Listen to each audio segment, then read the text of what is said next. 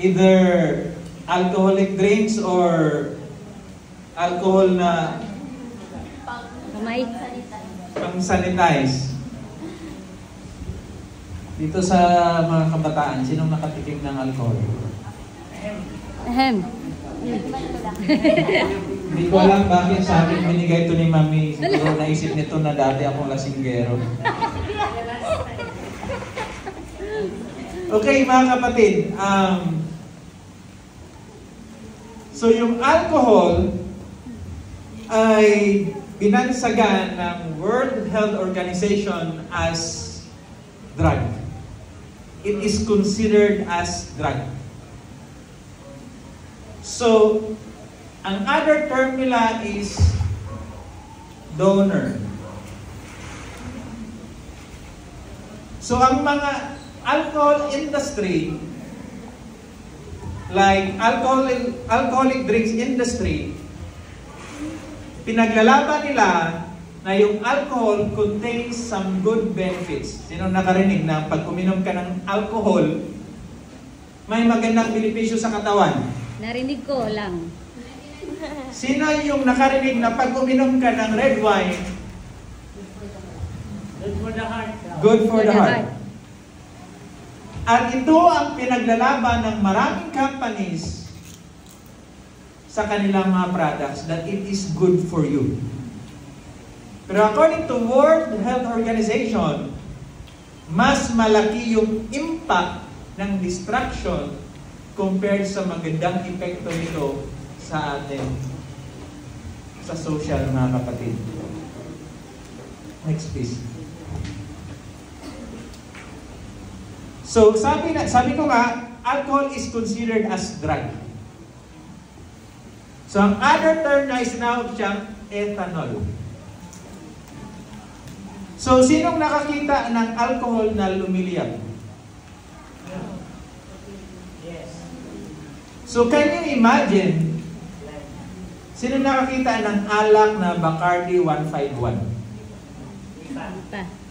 Or Tanduay? Gin? Yes. Pwede na-search sa Google, Bacardi 151. Pakita ko sa inyo itong mga kapatid. Sabi ni Dimabil, halata talagang lasinggero to. Bacardi, B-A-C-A-R-D-I. So Bacardi, it's a rum. So ang rum normally, it's made of sugar cane. So very famous sa atin is Tanduay rum. It is made out of sugar cane and molasses. Vegetarian na naman. Yeah, vegetarian na naman. So, paki-zoom po. Itong drink na to, Bacardi 151, lagyan ko ng 151. Pa-zoom po. Mukhang mamahalin yan ah. Itong Bacardi 151, ito yung alak na pag tinapon mo, sumasabog. Sino nakakita ng mga alak na pag nilalagyan ng alak pa sa taas, umaapoy? Tinatawag dong flaming drinks. Ito yung kadalasan na ginagamit nila for flaming drinks. So can you imagine, yung umaapoy, naglalagablab, at ini-intake mo sa katawan mo? Gaano kalaki yung pinsala na kaya niyang ibigay sa iyo? Kung kaya niyang sunugin yung papel, kung ano pa man, how much more yung katawan natin? Next please. Balik dun sana. Thank you.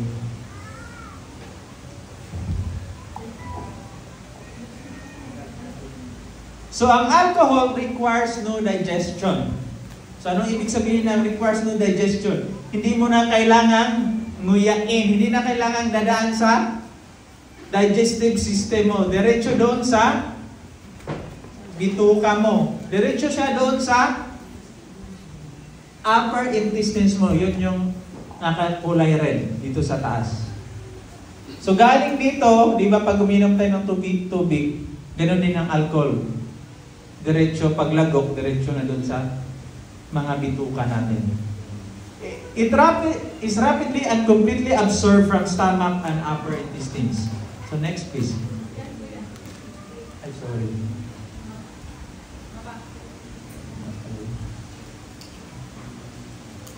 It goes everywhere, blood goes, but is consecrated by the brain. So, lahat ng dinadaluyan ng dugo natin, pumupunta yung alak doon. At saan siya madalas nagsistay? Saan yung pinakamalaking naapektuhan yan? Brain. It is our Brain. brain. So next please. Uy. Wala.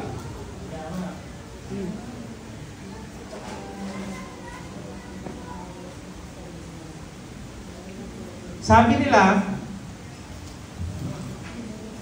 yung limitation daw ng babae when it comes to intoxication, mas mababa daw.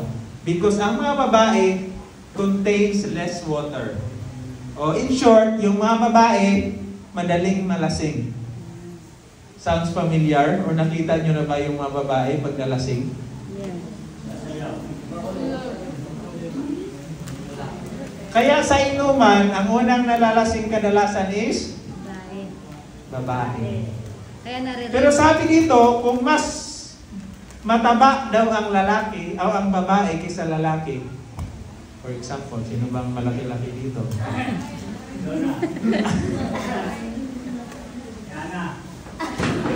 Grabe naman si tatay. Sister Ana daw, ikumpara kay Ed. Mas una daw malasing si Ed.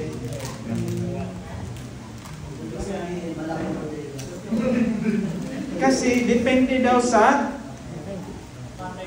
water level ng katawan natin. Kaya pala, matagal malasing yung tao pag maraming tubig. Hindi umiepekto agad yung alak. So, some experts think that women develop liver disease at lower levels of drinking than men. So, ang mga babae, pag lasinggero, mabilis dapuan ng sakit or madaling masira yung liver nila. Ano pang gamit ng liver natin? Sumasala ng toxin sa ating katawan.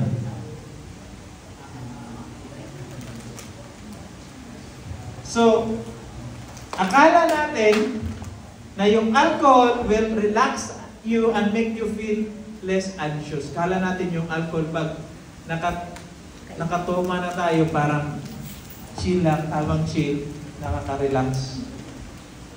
Pero tingnan natin yung long-term effect nito. Because alcohol is a depressant of the central nervous system causing loss of inhibitions. So, nagiging manhid yung utak natin. Nagle-less activity yung utak natin.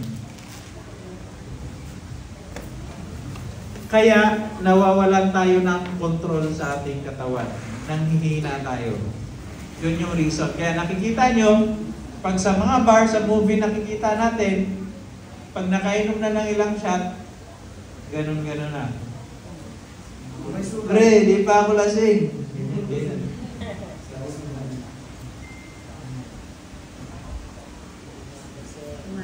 Tapos, tumatapang daw. Gumagwapo. Lumalakas yung loob.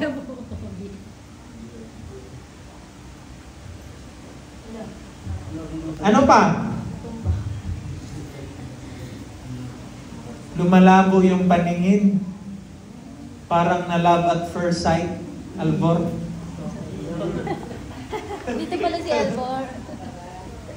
Slurred speech. Hindi nakapagsalita ng maayos. And loss of balance.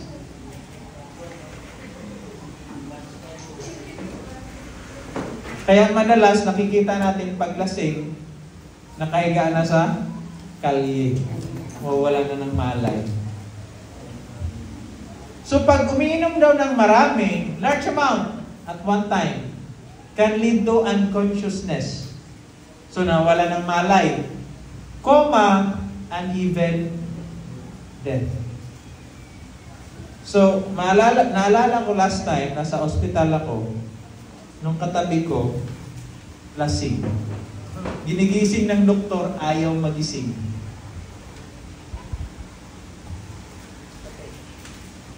One of the reason is too much consumption of alcohol that can cause coma. So makukumatos ka mga kapatid pag sobra yung pag-inom.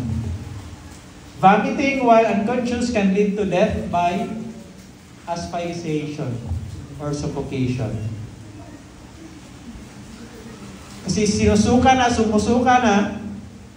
sumusuka daw pero di susuko.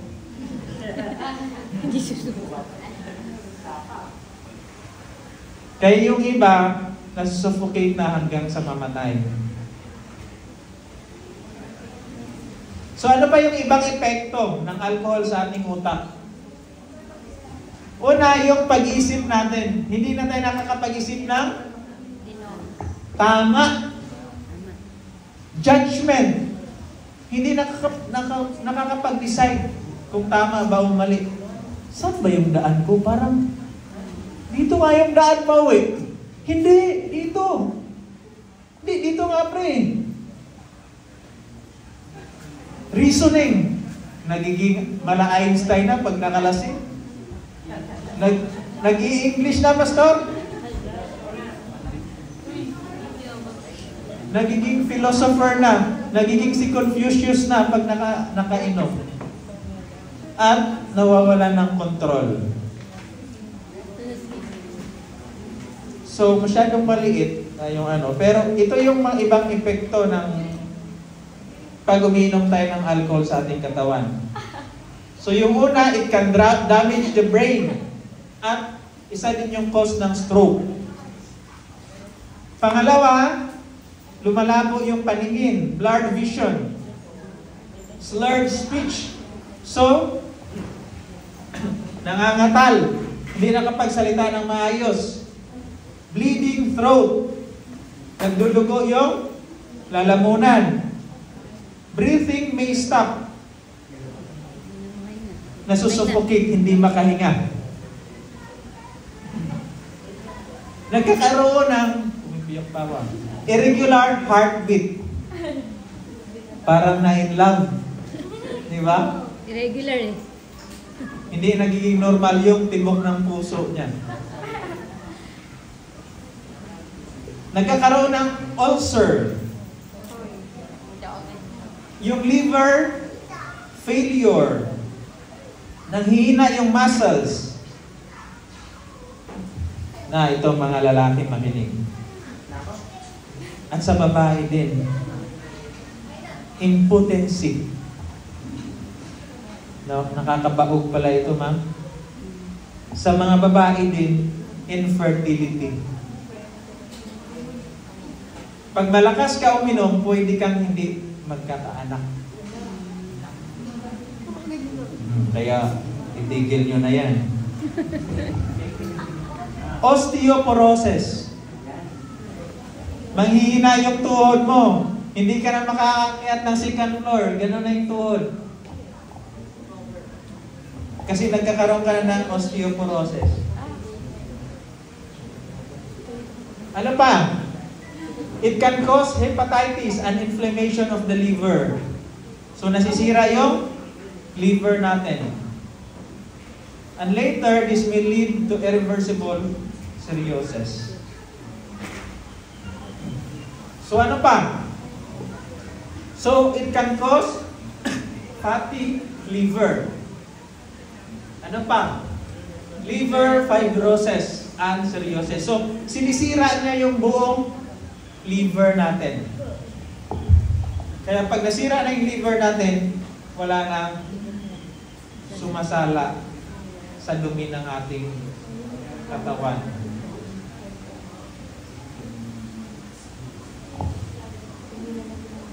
So, ano pa ibang cause? Ano pa ibang ano? result. So it can also link to a higher risk of cancer of the esophagus. So magkakaroon ka ng cancer dito sa lalamunan mo, sa larynx, liver, and colon. So in short, it can also cause cancer. So ang dami, no? So anong maalala nyo? Magkakaroon ka ng sakit saan? Sa mata, sa ilong, sa bibig. Ulcer, ano pa?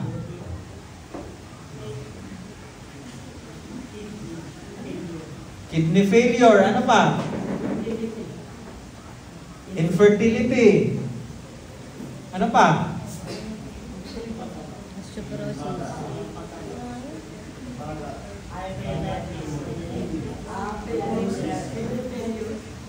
Sabi na, kidney failure. Hepatitis. Cancer. So, alalahanin niyo po ito kasi mamaya, kayo mga estudyante. Yung mga kaibigan nyo, baka malalakas uminom. Pare, alam mo ba? Masama yan sa katawan mo, masama yan sa kalusugan mo. Mamamatay ka ng maaga. So it can also cause inflammation of the stomach lining. So, magkakaroon ka lang kasi nasisira na yung gastrointestinal mo, yun na yung cause na nagtatahi ka, hindi na maayos yung digestion mo, kasi sira na yung gastro mo. So ano pa? Nagkukos din siya ng malnutrition. Nagiging malnourished ka na. Bakit? Hinaharangan niya yung pag-absorb ng katawan ng vitamin B, particularly folic acid, thiamine, at ibang nutrients. Ano pa? Yung sobrang pag-inom, it can also cause pancreatitis.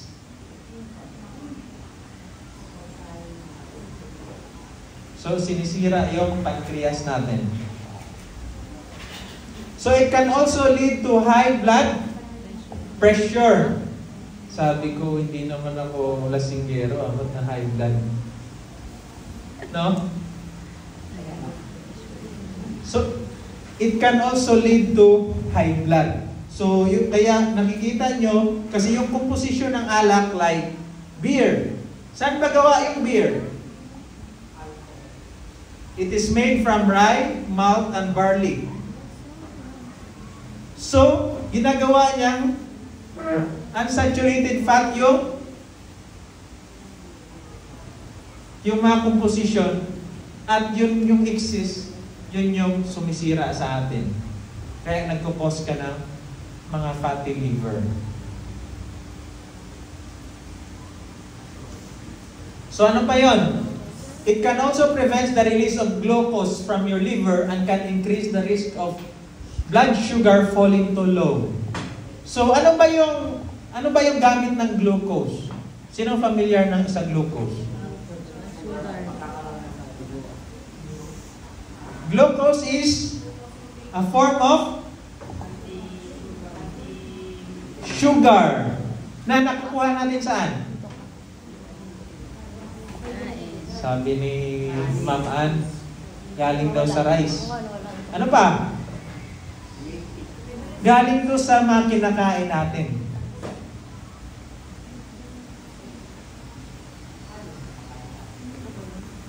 At dahil dito, sinong familiar sa insulin? Anong gamit ng insulin?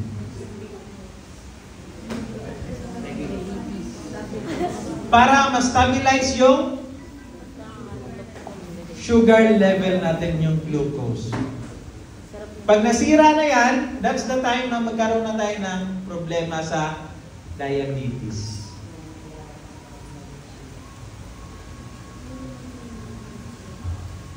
So ano pa? Tingnan nyo yung utak ng 43 years old, parehas. Yung umiinom tsaka hindi umiinom. Ang daming butas-butas doon sa hindi andun sa umiinom. So it can affect our nervous system, causing numbness of your hands and feet, disordered thinking, and dementia. Sige, pag uminom kayo, nakakalimutan mo na yung girlfriend mo. Kaya iwasan yung uminom. Ito, college-age drinkers reduce brain functions. Tingnan mo yung function ng alcoholic dependent and yung hindi dependent sa alcohol.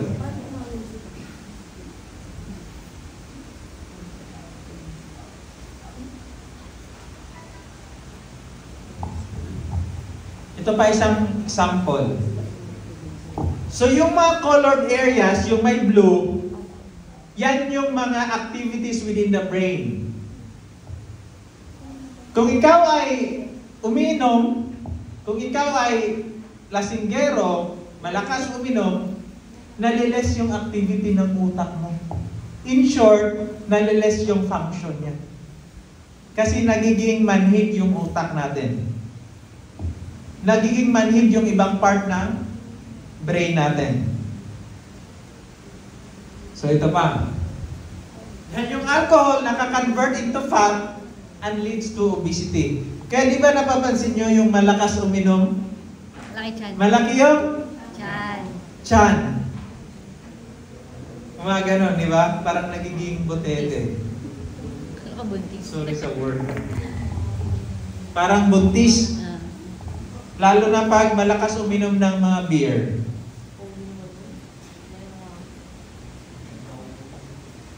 Ano pa? Sa mga lalaki. So,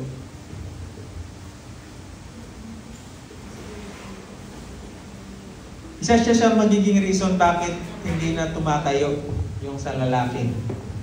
Sa babae naman, it can interrupt menstruation. So, isa sa reason bakit hindi nagkakaroon ng regla yung babae, nagkakaroon ng irregularities pag malakas uminom.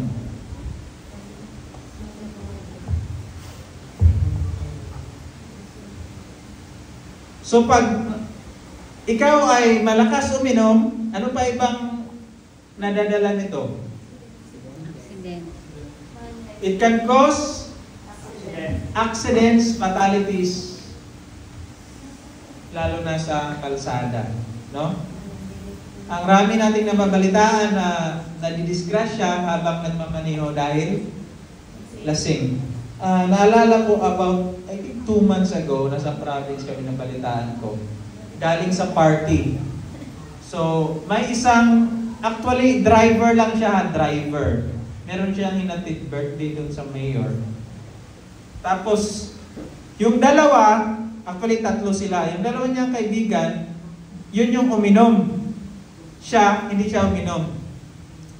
Nung pag-uwi na nila, nag-insist yung isang kaibigan niya na siya yung mag-drive. Nakainom yung kaibigan niya. Eh dahil makulit, pinagbigyan. So pagdating dun sa unahan, dumiretso sila sa pampang. Patay silang 3. Nadamay pa yung hindi uminom.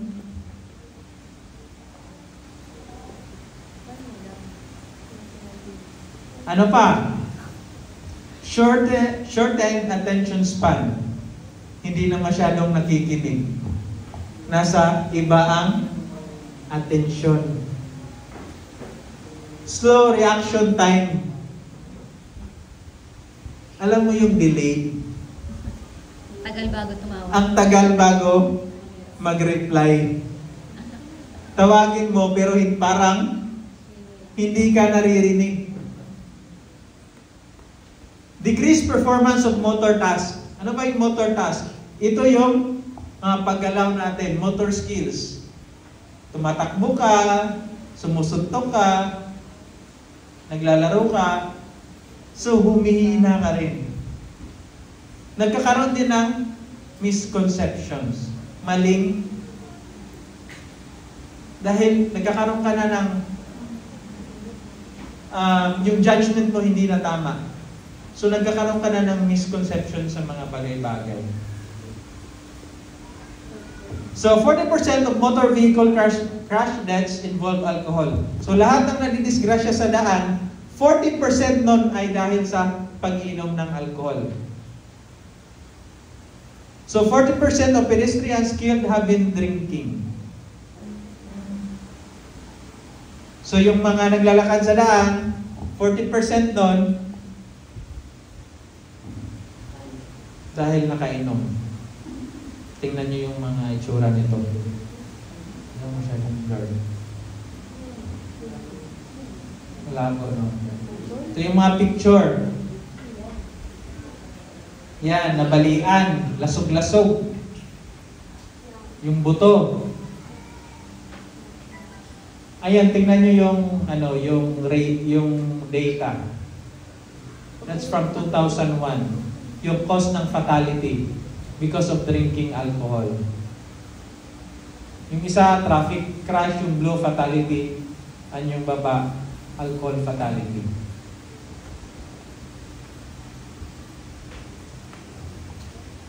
Tingnan nyo yung alcohol. Ayun o. Positive alcohol. Hypothermia. Sinong nakakalam ng hypothermia?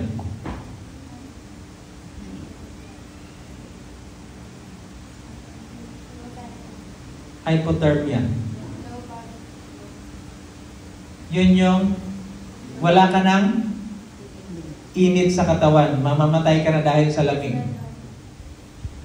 So kadalasan yung tao na mamatay pag example, itong term na to na-experience ko pag nasa mga malalamig na lugar. Dahil wala ka ng init sa katawan, namatay ka na sa hypothermia. Kaya nilalagay nila sa TPA or thermal protective aid, yung parang kang astronaut para magkaroon ka ng init sa katawan. So tingnan niyo yung maraming cause, ang result ng pag-inom yan, may mga nahulog, poisoning, na poison, gunshot, nakabaril, homicide, suicide, car crash. Yun yung mga resulta ng pag-inom ng alcohol. Ayun, nasabugan dahil lasing. Tingnan niyo yung mga kamay.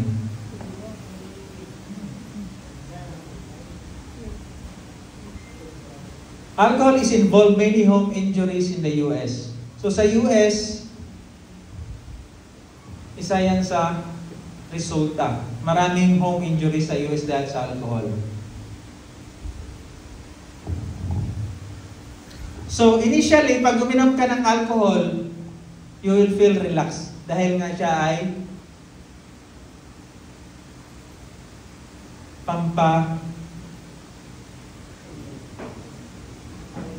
pamparelax ng utak. Donor siya. Pero ang long-term effect niya, it can increase anxiety and cause depression. Ang long-term effect, madidepress yung tao. Magiging anxious. Magkakaroon siya ng iba-ibang feelings, yung hindi niya maintindihan. Yun yung long-term effect ng alcohol. So, ito rin ay nagkakos ng sleeping problems. Yung mood swings. Yung paiba-iba ng mood. Ngayon, parang okay lang yung si kanina. Si Lila na. Tapos, parang galit na naman ngayon. Kanina tumatawa pa yun si Albora. Tapos ngayon, parang umiyak na naman. So 2/3 of suicide attempts are thought to involve alcohol. So kaya iwasan natin uminom ng alcohol kasi isa yun sa reason bakit nagsisuicide yung mga tao.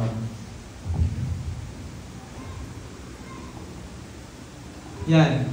So, alcohol, minor grievance, and weapons.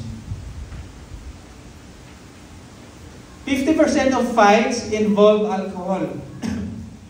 So it means kalahati ng away sa mundo, 50% yan, ang reason is alcohol.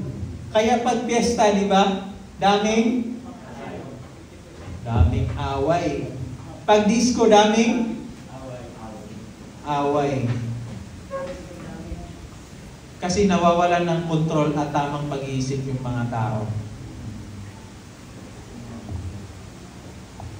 So maraming mga domestic violence within our homes, sa ating society. Ang result niyan, yun yung result ng pagtitake ng alcohol. So increased risk of child maltreatment and out-of-home placement. So maraming mga bata ang hindi natitreat ng maayos, binubugbog ng mga magulang dahil nakainom yung mga magulang. As a matter of fact, meron akong mga kabataan na na-encounter yung ganito. Binubugbog ng magulang dahil lasing yung tatay.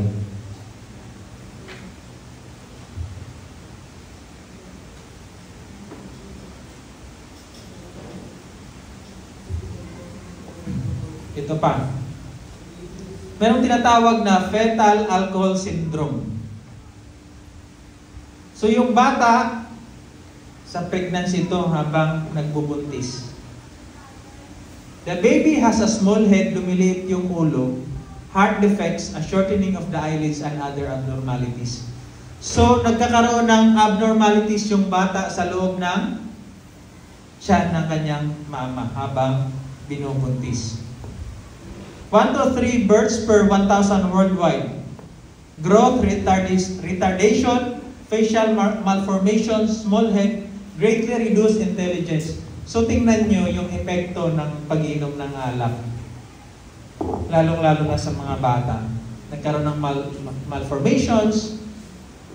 So, hindi tumutubo ng maayos, lumiliit yung ulo. At nagiging bobo yung bata. Hindi lumalabas yung full potential dahil nakahamper ng alcohol. Ngayon, tingnan nyo yung bata, kawawa. So ito may story mga kapatid. Ito si Jacqueline Saborido. Ito siya. Ito yung babae. Kasama niya yung father niya at yung buong family niya.